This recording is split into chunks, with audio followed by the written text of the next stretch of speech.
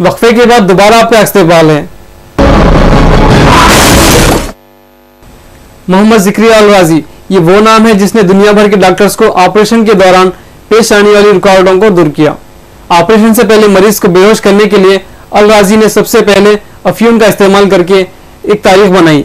आज भी डॉक्टर इसे इस्तेमाल करते हैं और इन्हें चेचक जैसी बीमारी का कामयाब इलाज करने वाले पहले तबीब का एजाज़ हासिल हुआ है। शोबे तिब में मुसलमानों के बहुत बड़े कारनामे थे। शोबे तिब में जो मुस्लिम साइंसदानों ने काम किए वो सबसे बड़ा नाम है इब्ने सीना, अल ज़रावी, अल राज़ी। ये सारे साइंसदानों ने बहुत बड़े बड़े कारनामे किए। हमारा ऑप्थिमोलॉजी यानी कि आंख, वो दौर के हमारे मुस्लिम साइंसदान ऐसे ऐसे सर्जन थे जिन्होंने एक आंख का आदमी होता था और उसको मोतियाबिंद के ऑपरेशन करना होता था, तो वो चैलेंज से वो इलाज करता था क्योंकि वो बेहतर तरीके से करना जानता था। इसी तरीके से सर्जरी, हॉस्पिटल में हमारा बहुत बड़ा कंट्रीब्यूशन रहा। हमने सारे डिपार्टमेंट बनाने, 8वीं सदी में बगदाद में हॉस्पिटल्स एस्टैब्लिश होना चालू हो गए थे। हम मुस्लिम साइंसदान ये थे, मुसलमानों ने ये किया कि हमारे पास सारे सर्टिफाइड प्रोफेशनल, यानी कि जिस डॉक्टर को आज डिग्री दी जाती है वो डिग्री देने का कॉन्सेप्ट भी मुसलमानों की ही देन है, मुसलमान ही जानते थे। यहां तक कि वहां पर अगर बगदाद में 8वीं और 9वीं सदी में फार्मास्यूटिकल यानी कि दवाओं की कोई दुकान होती थी, उसको भी लाइसेंस दिया जाता था और उसको चेक करने के लिए वहां पर हमारे पास में जो है इंस्पेक्टर्स होते थे, वो इस बात को चेक करते थे कि ये दवा में कुछ मिलाता या नहीं मिलाता। अगर किसी दुकान में दवा गलत दी जाती और कोई और चीज मिलाई जाती तो उसका लाइसेंस कैंसिल हो जाता और उसके ऊपर जुर्माना भी लगाया जाता था। मीठी अशिया की तखमीर के जरिए अल्कोहल की तैयारी में कामयाबी हासिल की। खसरा और चेचक का कामयाब इलाज करने वाला दुनिया का पहला तबीब बने। नामियाती वगैरह नामियाती कीमिया में तफरीक करने वाला पहला फर्द थे। इस दौर की सबसे ज़ैगम और पहली तिब्बी एनसाइक्लोपीडिया का मुसन्निफ बने। माहिर सर्जन, उन्होंने ही जरात के दौरान मरीज को बेहोश करने की इब्तिदा की। इसके लिए अफ्यून का इस्तेमाल किया। खला और वक्त के मुतालिक साइंसी तौज़ीह पेश करने वाला पहला माहिर, उन्होंने साबित किया कि मज़कूरा मिक़दारें मुस्तकिल है। अल राज़ी के दीगर कारनामों में सरशों खुसूसन सल्फ्यूक तरशे की तैयारी अहम तरीन कारनामा है। अद्वियात की तैयारी और साइंसी तजुर्बात को फरोग देने में उनकी खिदमत को फरामोश नहीं किया जा सकता है। उन्होंने 200 से ज्यादा साइंसी तहकीकात का नाकाबिल फरामोश कारनामा तिब के मैदान में 100 और एल्केमिया के मैदान में 21 कामयाब तजुर्बात। इसके अलावा तिबियात, रियाज, इल्म फल्कियात और बसरियात पर भी उन्होंने कई मुखालिफ तहरीर किए। उन्होंने केरोसिन और केरोसिन से चलने वाले चिराग को तैयार किया और साबुन के इस्तेमाल में आने वाली चीजों को लेकर साबुन की बट्टी तैयार की। आसमान में चमकते टिमटिम सितारे क्या ये हरकत करते हैं? ये किस तरह चमकते हैं? इस पर सबसे पहले मुशाहिदा करने वाले अब्दुल रहमान हैं। इन्होंने एक किताब लिखी जिसमें सितारों के मुतालिक बताया गया, जिसे दुनिया की सबसे पहली किताब का दर्जा हासिल हुआ। मछली के मुंह के मुशाबा नजर आने वाले तारों के ग्रोह का सबसे पहले मुशाहिदा करने वाला अबू अर रहमान ही था। उनकी किताबों में उसकी तस्वीर भी मौजूद है, जिसको बाद में माहिरीन फुल्कियात ने M31 का नाम दिया। सितारों की चमक और दीगर उमूर के मुतालिक अबू अर रहमान के तजुर्बात आज भी खद्र की निगाहों से देखे जाते हैं। सितारों के मुतालिक इस बात का इंकशाफ कि वो हरकत नहीं करते, पहली मर्तबा अबू अर रहमान ही ने किया। इससे क़ब्ल ये मफरूजा था कि सूरज जो एक सितारा है खुद जमीन के चक्कर लगाता है। सूफी की किताब अल कवाकब अल साबित अल मसूर में इस सिलसिले में कई एक तावीलात व तजुर्बाती उमूर के जरिए साबित किया गया है कि सितारे मुस्तकिल होते हैं, वो हरकत नहीं करते।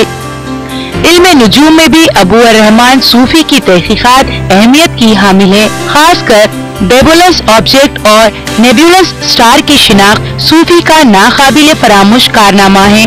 उन्होंने किताब अल कवाकिब الثابت المسور لکھی اس کتاب کو ستاروں کے متعلق دنیا کی سب سے پہلی کتاب کا درجہ حاصل ہے، جس نے علم فلکیات کی ترقی میں ناقابل فراموش مواد فراہم کیا۔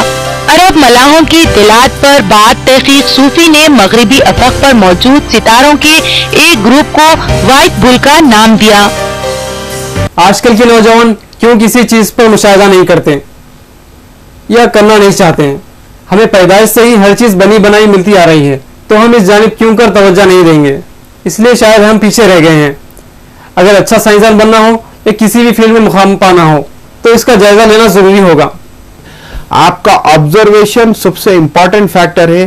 کسی بھی چیز کو آپ آبزرو کریں گے تبھی اس کے بارے میں سوچیں گے اور اس پہ کام کرنے کی کوشش کریں گے۔ اب بات آتی ہے ابو قاسم ابن الزہراوی کا، جس نے ہڈیوں کو جوڑنے کا طریقہ ایجاد کیا، بلکہ زخموں کو داغنے یا جلانے کا عمل، نشتر زنی، مثانی کی پھتری جیسے کامیاب آپریشن کے طریقوں کو ایجاد کیا۔ انہوں نے سرجری کو بھی ایجاد کیا، اس لیے انہیں سرجری کا بابا آدم اور تمام سرجنوں کا چیف قرار دیا گیا ہے۔ علاج بال کی زخموں کو داغنے یا جلانے کا عمل، نشتر زنی، دایا گری اور زچہ کی دیکھ بھال کے طریقے، زخموں کی مرہم پٹی، مشانہ کی پتھری، پسینہ اور بذریعہ آپریشن، ہڈیوں کو جوڑنا، حتیٰ کہ پسلی اور چینی ہڈی کو بھی جوڑنے اور اس کی آپریشن کا کامیاب طریقہ ایجاد کیا۔ آپریشن سے قبل مریض کو مسکن دوائیں کھلانے کا طریقہ بھی الزہراوی ہی کی ایجاد ہے۔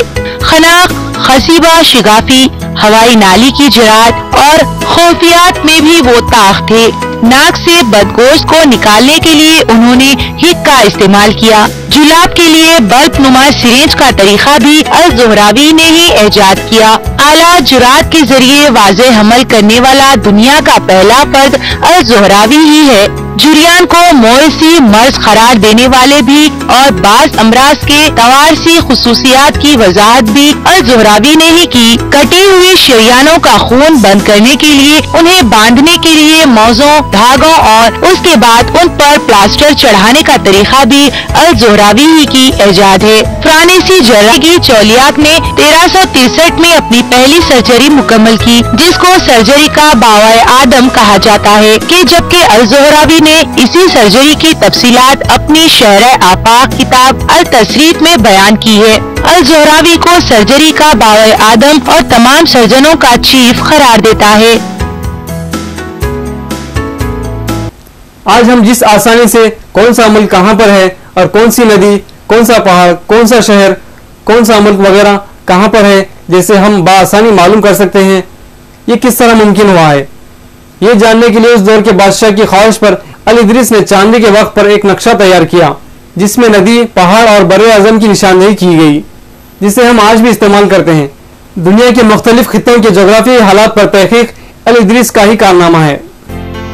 بادشاہ راجر دوم کی خواہش پر الادریسی نے چاندی کا ایک کردی نقشہ تیار کیا، جس میں دریا، پہاڑ، جنگل کے علاوہ دنیا کے مختلف براعظم و ممالک کی نشاندہی کی گئی تھی۔ علم جغرافیہ پر الادریسی نے تصانیف مشرق مغرب میں یکساں مقبول ہوئی اور حالیہ عرصے تک بھی اس کی کتاب مغربی جامعات کے نصاب میں شامل تھی۔ ادریسی نے ادویات کے 6 سے زائد زبانوں میں نام دیے، جس میں شامی، یونانی، فارسی، ہندی، لاطینی اور بربری زبان شامل ہے۔ دنیا کے مختلف خطوں کے جغرافیائی حالات پر تحقیق ادریسی کا علمی کارنامہ ہے۔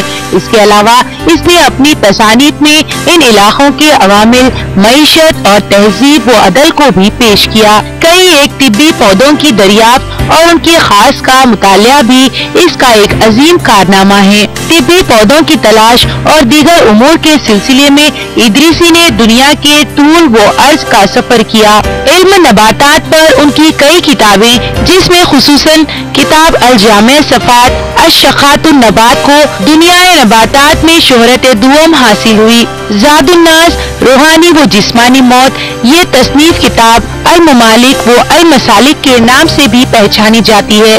اس میں مختلف علاقوں کے جغرافیائی حالات بیان کیے گئے ہیں۔ अल किताबुल जारी रोजेस बुक, ये किताब नशहतुल मुश्ताक फिल इख्तिराकुल आफाक के नाम से भी मशहूर है। इसमें सिर्फ बरोए आजम एशिया व अफ्रीका बल्कि मगरबी ममालिक के जोग्राफियाई हालात का भी अहाता किया गया है। ये किताब बादशाह रोजेस दुहम की इमा इल इदरीसी ने तहरीर की थी, इसलिए अहले मगरिब इसको रोजेस बुक भी कहते हैं। ये इल्म जोग्राफिया की एक मुस्तनिद इंसाइक्लोपीडिया है। इल्म जोग्राफिया की किताबें मशरिकी और मगरबी ममालिक में कई सदियों तक मशहूर रही।